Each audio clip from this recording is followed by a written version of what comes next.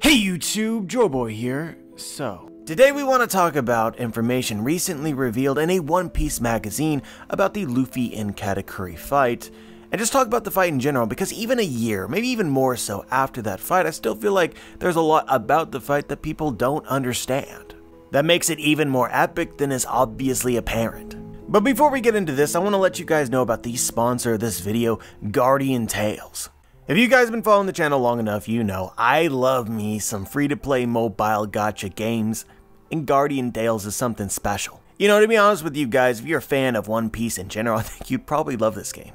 It's a classic action-adventure RPG, but the story, man, the story is something else. It's wild. No exaggeration at all, this is one of, if not the most hilarious game I have ever played.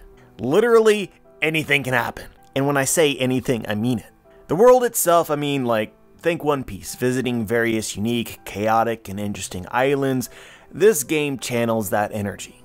It is absolutely worthwhile. Visiting the various maps and worlds, I really don't want to say too much. It's worthwhile. Like, I have never sold a story this hard, ever, but this story sells itself.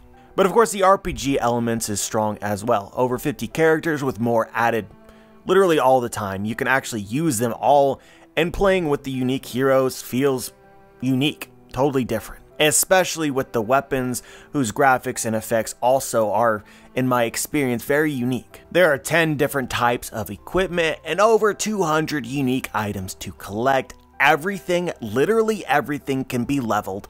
Awakening skill trees, characters evolve and change designs, costumes can be collected, events are regular and awesome. I don't have film from the last event, but they memed all over pop culture, and it was just fantastic. Harry Potter, Star Wars, nothing is off limits. Aside from the main story in PvE, there is a very competitive real-time PvP as well. You can join guilds, your home base can be built up, and of course you have the gacha itself with, in my experience, very good rates. And honestly, it kind of doubles the fun because you pull for both weapons and for heroes. You don't get them from the same pool. Me, a fan of gacha games, likes this. I'm just saying, man, it's really deep. Those who are not playing this game are missing out on a fantastic time. And it's free to play. If you guys are interested, there will be a link in the description to download the game. I highly recommend that you do this. But yeah guys, now you know, let's briefly talk about the One Piece magazine, how it relates to Luffy versus Katakuri, and then digging even deeper than that, understanding the Big Mom Pirates as a whole and Big Mom. Because I think all of these things are related. I think that there are a lot of interpretations of the Luffy versus Katakuri fight, but I don't think that the fight can be fully understood, at least not yet, without speculation and theory. And there's a reason for that. So in a recent One Piece magazine, there was a very interesting reveal, sort of. Katakuri with the ability of Mochi is a superhuman who confused Luffy because he was not harmed even when he used Haki against him. He had superior strength and speed. Luffy is not proud because he was not an opponent Luffy could defeat with strength and courage alone. Luffy gave up all obligations and took a roundabout way to victory because he didn't have many options, so he had to turn around and take a hostage. He is a pirate and not a man who wants to be a hero. Luffy says there is no word called coward in the pirate world. So yeah, there's some question as to whether this is canon or not. Is this a fan interpretation? Are these Oda's words published? We don't know. Either way, I think that it's true, and it has reignited discussion about Luffy versus Katakuri that I honestly wanted to talk about anyway. There's actually quite a lot to say about this, and the most impactful of that is going to come at the end of the video as we talk about many other things. But I guess that it all boils down to this. A lot of fans did not like Luffy versus Katakuri because they felt like it didn't make sense. How could Luffy really defeat someone as strong as Katakuri? They say the fight didn't feel authentic, contrived, Katakuri's character was inconsistent, Luffy gained too much too quickly, this sort of thing. I've got to admit guys that this is one of my favorite fights in all of One Piece precisely for this reason.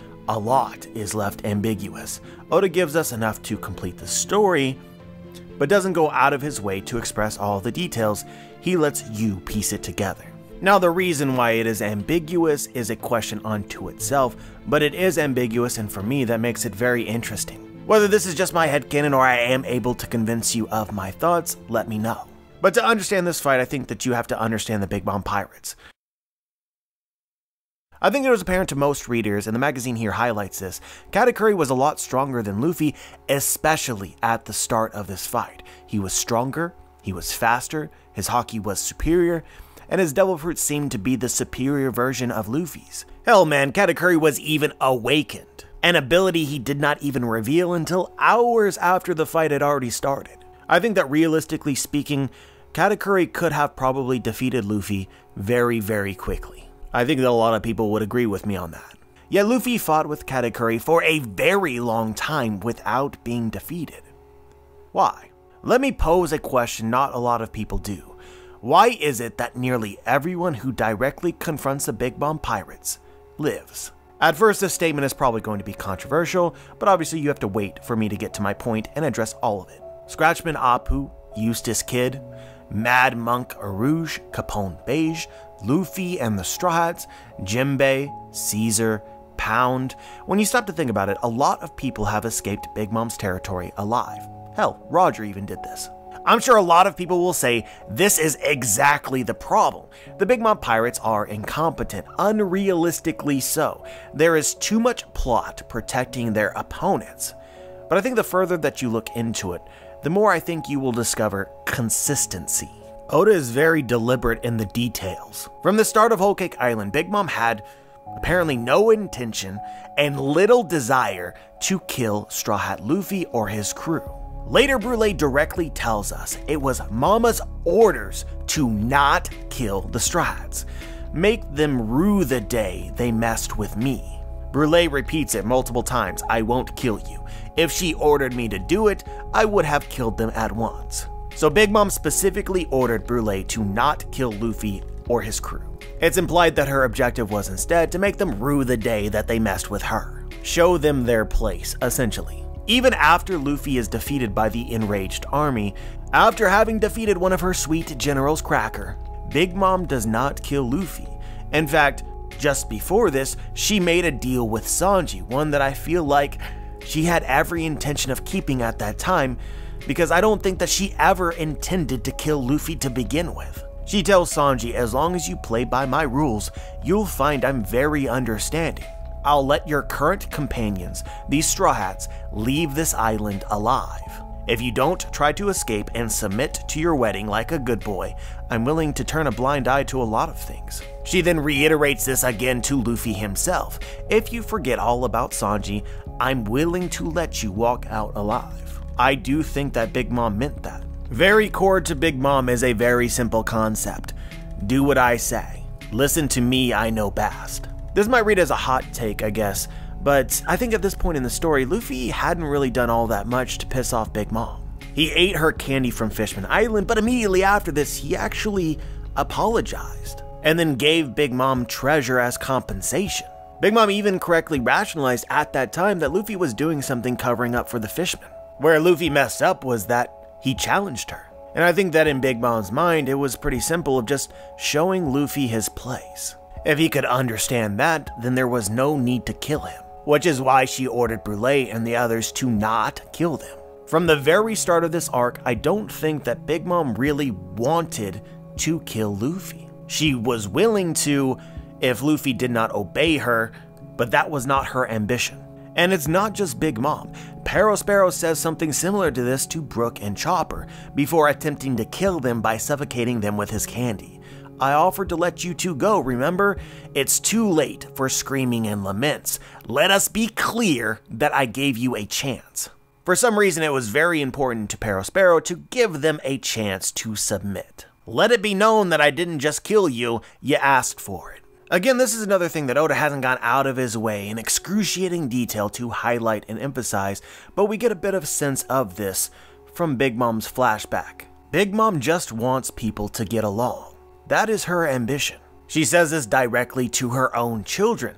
One child wants to kill the other child, and Big Mom's like, there's hundreds of people that we would like to kill, but we've got to learn to get along. Big Mom thinks really simply, and I think one of her simple thoughts is, killing is bad. You should only kill if it is necessary. Essentially, if you have a very good reason. Guys, it's my opinion, and I've expressed this opinion before, that the Big Mom Pirates operate by rules that have not yet been explicitly stated in the story.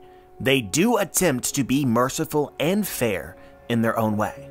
What you've got to understand about them is that they believe themselves to be the heroes. They believe, or at the very least Big Mom believes, that she will make the world a better place if people were just to listen to her. So naturally, believing themselves to be the heroes, they need a good reason to harm, attack, and kill other people. Arouge may be the best example of this, but of course, even with this, you have to speculate. Brûlé tells the Straw Hats in the Seducing Woods that Arouge had come to their territory and made the most headway, even defeating Snack at the time, one of the Sweet Four. Brûlé tells them just how mad Big Mom was for that defeat, and afterwards they totally squashed Arouge. Brûlé says he's probably somewhere in this forest still, dead from his wounds. But so here's the thing, that's not how it went. Or at least not completely, in Balloon Terminal, likely just after this encounter, and indeed he was heavily wounded, but not dead. I think that the impression is created that either the Big Mom Pirates are liars. Instead of it being like Brûlé said, that they squashed Arouge and left him to die in the Seducing Woods, Arouge escaped on his own. Or on the other hand, it is exactly as Brûlé said. They defeated him and left him in the Seducing Woods to die or whatever. Which is really another way of saying they didn't kill him. This is actually also pretty consistent with Pound, who also basically said that the Big Mom Pirates had forgotten about him and had ignored him. They defeated him soundly and then left. They turned the other way, they ignored him, and eventually he crawled away. Guys, it can be interpreted that the Big Mom Pirates avoid killing people when they think that they can, when it is not necessary, by their own determinations of what is necessary or not. Here's a quote from Big Mom talking to her children. Her youngest children are squabbling, and one of them tells Big Mom, "She's wicked, I tell you. I'll kill her one day." And the other child responds, "They shouldn't use those wicked words, should they, Mama?" In this case, the wicked words was kill. Essentially, the child is saying that in Big Mom's territory, it's wicked to say that you will kill somebody else. Or at the very least, to kill your own family. Just find a way to get along. Big Mom, in her own deluded way, believes in this. For Big Mom, killing someone else is a bad thing to do when you don't have a very good reason. Again, caveat how she would define a very good reason. I think that the Big Mom Pirates in most cases avoid killing. I know that to some people this may seem like nonsense, but for me it's not. The Big Mom Pirates have rules. They have rules because they believe themselves to be the heroes. Heroes who don't want to kill. For the audience, it's just a question of figuring out the rules by which the Big Mom Pirates operate, and that's how you understand them. Brûlé threatened to kill a neat carrot in the mirror world.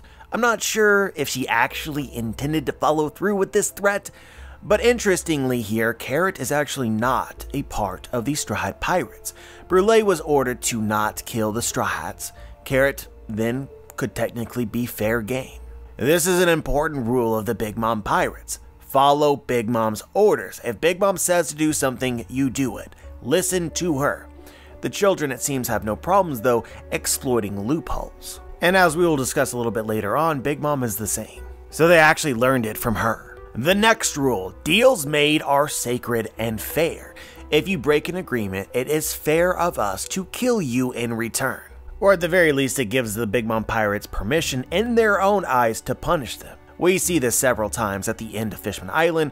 Bobbin returns to Big Mom having destroyed an island for the reason that they failed to uphold their end of a deal to provide whatever kinds of food to Whole Cake Island, and this is the same logic Big Mom used to threaten Fishman Island. If you don't give me your candy, then I can destroy you. That is the deal. Big Mom and the Big Mom Pirates believe it to be fair because in return for services, they grant these places protection. Protection that is actually needed. If an island doesn't fly a Yonko flag, they're liable to be completely annihilated. As long as you stick to the agreement, I think that you are in little to no danger. Which is likely why Jinbei chose to ally himself with Big Mom in the first place. If you notice throughout the story, Big Mom loves making deals, and in almost every case, honoring the deal means that Big Mom will not kill you. If you break the deal, the Big Mom Pirates become a huge threat. I think the logic behind a lot of this is that Big Mom values her dream, her utopia, and her crew. If an island that promises to give Big Mom food does not do that, then they are not hurting only Big Mom, but her island, her utopia. that food is not just for her. She shares it with all of her people. In this case, showing weakness and allowing people to take advantage of her could potentially inspire others to do the same. So then it may become important to punish those who break agreements. To the Big Mom Pirates and to Big Mom herself, these deaths, these sacrifices are necessary, because the Big Mom Pirates usually or maybe almost always deal fairly. I'm gonna be honest guys, I could painstakingly go through everything that the Big Mom Pirates have done in the story that is or could be considered evil and explain it in such a way so that the Big Mom Pirates are understood. Because the Big Mom Pirates always have a reason. Because they are attempting to do good, because they believe themselves to be the hero. This is of course generally speaking. There could be members of the Big Mom Pirates who are not good people. But Big Mom has rules and they are supposed to listen to her. Taking lifespan from citizens, they believe it to be a fair trade, a fair deal. Firstly, you supposedly have the opportunity to say no, because the question is life or leave. I personally do think that she would let random citizens leave, which is a different situation than a crew member such as Jinbei. But this is almost partly how Oda is so misleading about all of this. But even further than this, a few months of lifespan for protection in Big Mom's territory, and that protection is very real. In fact, the quality of life in Totland is great. In Big Mom and in the Big Mom Pirates' eyes, the trade is fair. And honestly, if you look at the background of most of the panels in Totland, I would think that you should presume that most of the citizens believe that it is fair as well. But here's another rule and kind of an exception to the last one. I think that the Big Mom Pirates believe that some people are so rotten that they do not deserve a chance to live or a second chance. Again, this is not specifically stated, but there is a very interesting line between Big Mom and a random subordinate who was nervous around Germa 66 because he thought that they were cool. Big Mom was actually mad at him, saying, "Image isn't everything, it's what's on the inside that counts." I think that you could interpret this to mean that she believes that Germa are bad people, deserving of death, which is not too much of a stretch because they're warmongers. Most of the world believes Germa to be the worst of the worst. So that's how Big Mom justifies betraying them at the tea party. Big Mom, the hero, defeating the evil Germa army. In every instance of evil, there is either a condition or a rationale. Big Mom justifies all of her evil actions by following her own rules. The Big Mom Pirates are merciful, again, in their own way. So let's bring this conversation back to Katakuri. I think that Katakuri was not actually interested in killing Luffy. Katakuri wanted to crush his will, spare him, maybe even recruit him to the Big Mom Pirates. This is repeated often by many members of the Big Mom Pirates to Luffy.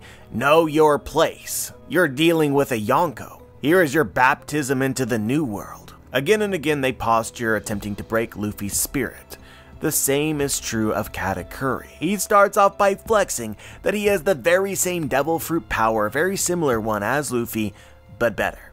In fact, I am you, but better in every single way. He's not saying this to stroke his own ego. It's specifically to demoralize Luffy. Because from the very start of this fight, he wants Luffy to give up. Even though he believes that he can easily defeat Luffy, he doesn't actually want to, not physically. So if you're wondering how Luffy survived those first few hours fighting Katakuri without a mortal wound, this is the reason. And I think that it's actually incredibly smart. As Katakuri said before the fight, he can sense that Luffy needs to be snuffed out before he becomes a real threat to Big Mom. By following the unspoken code of the Big Mom Pirates, Katakuri gave Luffy a chance to live. So Katakuri wanted Luffy to acknowledge and understand his place. This became necessary because Katakuri already deemed Luffy a future threat. If he just let Luffy go, if he spared Luffy, Luffy could become a problem in the future. Katakuri wanted to let him go only after crushing his spirit. Almost implicit here is a suggestion that Katakuri always intended to spare Luffy. Because I think that that's the Big Mom Pirates way. Because killing is bad. One of the most powerful scenes of this fight, in my opinion, was after Perospero reported to Katakuri that the Strat ship was still intact and was fleeing.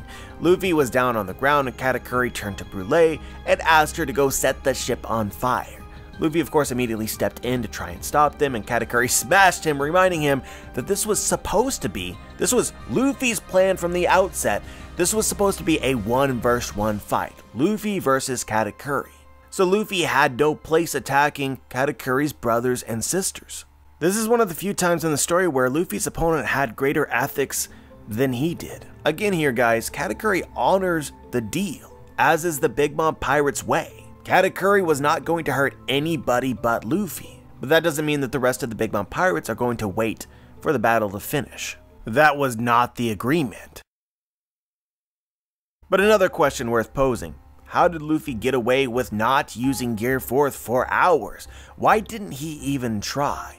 Is this Oda placing plot above characters? This is actually foreshadowed throughout the story, but particularly Oda placed a bit of foreshadowing at the beginning of Whole Cake Island in the Seducing Woods. Luffy can sense the intention of others.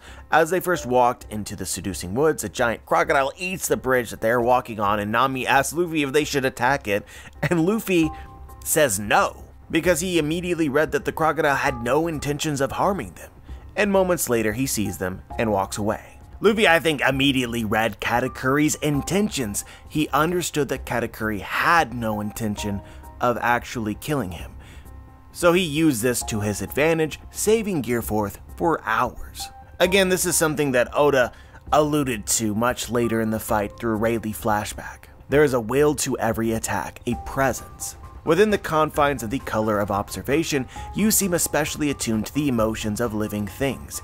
It's probably unconscious though, but having that ability means that you can sense the actions another person will take. Among the mightiest in the world, you'll find some who can see a little into the future. What do you do if you come across someone like that? 2 years of training won't be able to get you to that level. It'll be tough. And Luffy says to Rayleigh, I guess it depends on what they are like, their personality. Well guys, Luffy here faced someone who could see into the future, and he decided what to do based on that person, Katakuri's intention and personality. He turned this fight into a training arc. He took his time figuring out Katakuri's abilities because he knew that Katakuri did not wish to kill him. And I think that Katakuri probably actively avoided doing so for the majority of the fight. Guys, I think that it's very important to think about the fight in this way because I believe that it is the only way that everything works. It's kind of fascinating, obviously a whole lot of headcanon theory here, but yet crucial to understanding the depth of the fight. This is the case in my opinion because there is still a lot that Oda does not want to officially reveal about the Big Mom Pirates. They really aren't that bad. You know, at this point in the story in Wano, I think that a lot of people have already realized or are beginning to realize that a lot of the Big Mom Pirates are probably not enemies to the Straw Hats. They're allies, because they think in this way. Why have the Straw Hats slowly been accumulating allies from within the Big Mom Pirates? Lola, Chiffon, Praline, Katakuri, Brûlé through Katakuri, Pudding, Peckham's. In my opinion guys, it's because the Straw Hat Pirates and the Big Mom Pirates are very compatible. They're not natural enemies. Emphasized extremely well by the fact that Big Mom's dreams are likely going to be shared by Luffy by the end of the story. Big Mom, the hero, is actually attacking another hero, Luffy. So I guess this leads us into the second phase of the fight. Katakuri eventually ran out of patience because he was ready for his merienda. Luffy's spirit refused to break, so Katakuri finally tried to actually kill him by smothering him in mochi. Luffy of course ate the mochi and found Katakuri with his guard down, where we first discovered the great lie about Katakuri. Katakuri is not who he portrays himself to be. He acts invincible, stoic, and immovable, the man whose back has never touched the ground, constantly alert and ready, but that's not the truth. Guys, I think that this is representative of the Big Mom Pirates, specifically Big Mom. What they outwardly portray is an illusion. This, I think, was addressed by Katakuri at the end of the arc in a conversation with Brûlé. Conversation that I found to be truly poetic. Brûlé asked him why, as he was falling to the ground face first, instead, he changed course and fell backwards onto his back. Katakuri responds, yeah, I wonder why. When it comes to my life, it was nothing but a lie that I never put my back onto the ground. Brûlé says, you played the part of the perfect, unassailable man. For our sake, didn't you? In the flashback, you then learn how Katakuri came to create his lie. He was made fun of, but he could protect himself. However, he couldn't protect those that he loved. Poetically, Katakuri learned in this flashback that fear and lies were tools to be used in order to protect your treasure or your family. The people that tried to hurt Katakuri and failed instead hurt his sister Brûlé. But they won't hurt your sister if they fear you. So then Katakuri became a person to be feared. I believe that Big Mom has learned this very same thing, and I think that it's thematically important to Luffy as well. Here's one of the most interesting and inexplicable scenes in all of Whole Cake Island. Luffy had just defeated Cracker, and Pound warns Luffy that this will stoke Big Mom's rage. Sure enough, shortly afterwards, Prometheus and Zeus begins, quote, wreaking havoc on Whole Cake Island. Big Mom's children remark that Big Mom must be really mad, and then the scene goes directly to Big Mom, and it couldn't have been contradicted more. Big Mom is actually not mad at all. As she says later, nothing can ruin her mood on the eve of the wedding. And as we logicked earlier, I mean, Big Mom really has no reason to be mad at Luffy for defeating Cracker since Big Mom set that up. Guys, it is very clear that at least in this instance, probably others, Big Mom is a liar. Just the same as Katakuri. Probably for the very same reasons. She made a huge scene with Zeus and Prometheus to appear to be angry and intimidating, but that wasn't actually how she felt at the time. In fact, before this, in a conversation with Napoleon her hat, I think Oda further emphasizes that Luffy defeating Cracker would not actually make Big Mom mad. She wonders how the fight is going in the Seducing Woods, and Napoleon tells her that Luffy has essentially a 0% chance of winning because Big Mom sent Cracker. And so Big Mom responds, so is he just all talk like the others? If you're watching the video, you can see the look on Big Mom's face. This whole scene has the connotation that Big Mom is actually okay if Cracker loses. It's almost like she wants Luffy to win and be more than just talk. But whether you believe this last part or not, there remains this truth that Big Mom is okay with appearing more intimidating, more wrathful than she actually is. In this case, she's acting a part, playing the role of the vengeful Yonko. It's not real. Again guys, just the same as Katakuri, I believe that Big Mom has learned that you can use fear and intimidation and lies in order to protect your treasure and your family. Just like Katakuri, Big Mom attempts to be a person to be feared, to be impenetrable. Experience has in some way taught Big Mom, just like Katakuri, that she cannot show weakness, because as soon as she does, she will embolden her enemies to hurt what she cares about. They don't attack you when they fear you. I want to make it clear guys that Big Mom definitely has issues, and there are times where she does do bad things very much on purpose. Again, this is a similarity that she shares with her son Katakuri. After Luffy crashed Katakuri's Merienda, when the cooks saw his face, he killed them. He couldn't allow his weakness to be revealed. And also, frankly, he was just angry. Big Mom acts the very same way in similar situations. Guys, I don't want to go too far down the rabbit hole, but there are many things that Big Mom does that seem evil, but may in fact be very calculated and misleading. This is true simply because there is precedent for it. Given that we know that Katakuri actually did this, and Big Mom has at least on one occasion done this, if you go back and you read Whole Cake Island, how many instances would we find where we could speculate that Big Mom acts in order to purposefully create fear, or allows those kinds of rumors to spread, even though they may not be true? Me personally, having this thought now for years, I find a lot of occasions in which the thought is relevant. And so guys, this brings us back to the One Piece magazine. You guys thought I forgot, but I didn't. But let's start off with the easy interpretation. The magazine stated that Luffy was not proud of his victory against Katakuri. Why? Because Luffy knows that he only won because Katakuri allowed that to happen. Katakuri was stronger, faster, better in every way. If Katakuri had seriously wanted to kill Luffy for the majority of the fight, I believe that Luffy would actually be dead. In this case, Katakuri's personality mattered, and Luffy cannot count on that again. Luffy certainly came to understand throughout the fight that he needed to become stronger. But as I just said, that's the easy answer. There's one that's potentially deeper and more profound. This conclusion being that sometimes in order to win and protect what you love, you may have to sacrifice your ethics and who you are. I want to reread the quote from the magazine. Luffy is not proud because he is not an opponent that Luffy could defeat with strength and courage alone. Luffy gave up all obligations and took a roundabout way to victory because he didn't have many options. So he had to turn around and take a hostage. He is a pirate and not a man who wants to be a hero. What is this really saying?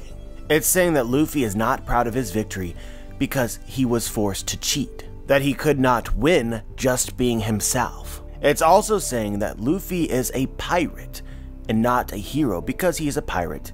He is allowed to cheat. Luffy says that straight up to Katakuri during the fight. In a pirate fight, there are no rules. But yet at the same time, the magazine acknowledges that Luffy is still not proud. Despite the fact that Luffy seems to believe that a pirate should win at any cost, he himself took no pride in winning that way, or attempting to win that way. As he was fighting an honorable opponent, Luffy acted dishonorably. As a pirate, you live by this simple creed. If you want it, then take it. You have to do what it takes. But in actuality, Luffy struggles in order to truly embody this belief.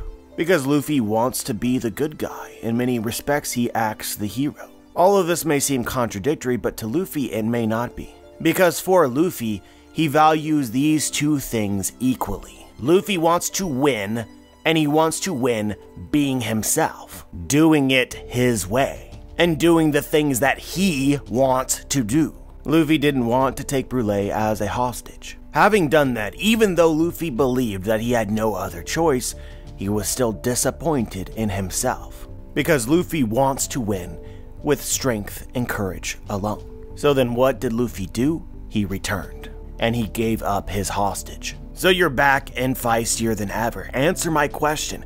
You could have kept running. You were up against me. No one would have mocked you for fleeing. So why did you return? Did you decide you preferred death to the shame of being a coward? Or did you recognize my superiority and come back to plead your case to work under me? And Luffy says, I came back to beat you. He wanted to win his way. I believe that this had a profound effect on Katakuri. Luffy changed him. Because over the last 40 or so years, Katakuri has been winning by running away from himself. Being a person that he is not. Doing whatever it took, not what it is that he wanted. Why did Katakuri choose to fall on his back rather than his face and break his own self-imposed illusion?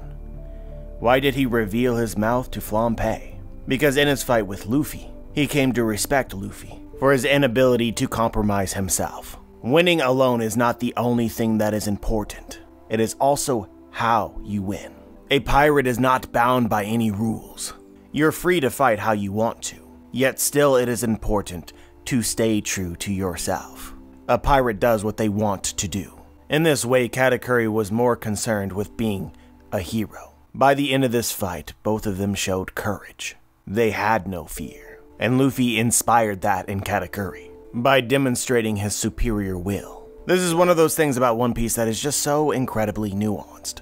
The essence of being a pirate is doing what you want to do. Luffy wants to do what he wants to do, that's why he's no hero. A hero sacrifices. I think it was Morch who said this a very long time ago. The fight of Luffy and Katakuri did not end with Luffy's final attack on Katakuri. The fight ended when Katakuri realized that he actually did not want to defeat Luffy. And so for the first time in years, Katakuri, acting like a pirate, did what he wanted. Throughout the course of this fight, Katakuri came to respect Luffy.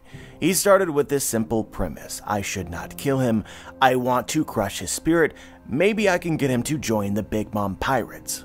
But he was unable to do this. Luffy had many opportunities to give up and die, but he never did. And by the end of the fight, Katakuri was actually rooting for him to succeed despite trying to defeat him. And after mortally wounding Luffy, Katakuri was actually mad at him for losing focus, and then he was mad at Flampe for interfering. In response, he made the fight fair because Katakuri is honorable, and he knew Luffy was as well. Within Katakuri, there was these two opposing forces: the part of him that desired to be the definition of perfect, a persona that he had created for himself out of fear, and the part of him that wanted to win his way, finally free to be himself. Luffy freed him. But this idea, both wanting to defeat Luffy but also wanting to see Luffy win, is a great contradiction one I think that Katakuri shares with his mother, Big Mom. Big Mom lured and trapped the Striads, sent Brûlé and Cracker to stall and defeat them, but to herself and her hat, nobody else, she acknowledged that she wanted Luffy to live up to his big talk. The entire start of Whole Cake Island was in fact a game, a kind of test. Big Mom could have crushed him immediately if she had wanted to, but she did not. She gave him a chance, because again, I think that she admires the determination, if you can actually back it up. She respects the art of piracy. That's not to say that she is going to let Luffy win, at least for as long as it is true that she also wants to win. Just like Katakuri. Pirates do what they want to do, they take what they want. One of the things lost on a lot of people is that Big Mom's children all represent a part of her. They are flesh and blood, and they act like it. Pudding, Praline, Lola, Chiffon are all obsessed with love and men. Why are they this way? Because they inherited it from Big Mom. This is a real part of Big Mom. Charlotte, Opera, and Lola, both dumb as rocks, just like Big Mom. Charlotte Montdor, calculated strategist, just like Big Mom. Brûlé, Katakuri, and Pudding are talented actors who become what they think they need to be, just like Big Mom. Lola was free-spirited with an uncompromising will, just like Big Mom. Parasparrow, Brûlé, and many others love the grotesque, such as mutilation, borderline cannibalism, and yeah, just like Big Mom. If you presume Big Mom is not all that she seems to be, then look at her children. I think that they can be used to fill in the blanks. Katakuri is her son. He is honorable and just, I think, just like Big Mom. And that's what makes the fight so profound in retrospect, even as we are still waiting for official answers. I believe with all my heart that this fight is great foreshadowing for what is to come with both Big Mom and her family. Just the same as Katakuri was, Big Mom right now may be more hero than pirate, doing not what she wants to do, but what she thinks that she has to do to protect her treasure. Big Mom may actually be allied to Kaido right now and may intend to fulfill that alliance for a period of time. But do you think that she wants to be allied with Kaido? That she wants to hurt all of these people that have done no wrong? Absolutely not. It's a sacrifice. Just like Katakuri, Big Mom has cultivated an illusion that is not quite her. I think that Luffy may remind her what it means to be a pirate. Oda hasn't been straight up with us regarding the Big Mom pirates because the illusion is still needed. But when the time is right, Oda will break it, just as he did with Katakuri, and we will see them for who they actually are, not what they want others to believe. But yeah guys, that's pretty much all I had to say today. As always, I'm curious as to what you guys think. Leave your thoughts in the comment section below. Like the video if you liked the video, dislike the video if you disliked the video, subscribe if you want to be notified for my future content, and as always guys, have a wonderful day.